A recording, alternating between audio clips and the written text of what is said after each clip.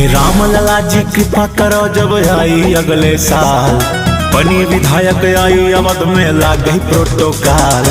हे रामचंद्र जी कृपा करो जब आई अगले साल, बनी विधायक आई अवध में लाग गई प्रोटोकॉल।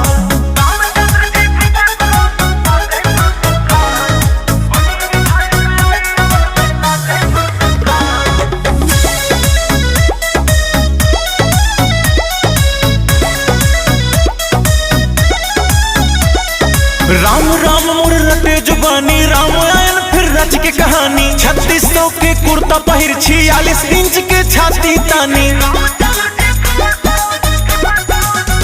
जय जय राम राम मोर रटे जुबानी, रामायण फिर रच के कहानी। 3600 के कुर्ता पहिर 46 इंच के छाती तानी। जय जय महाकाली नोचला दुश्मन के हड्डी और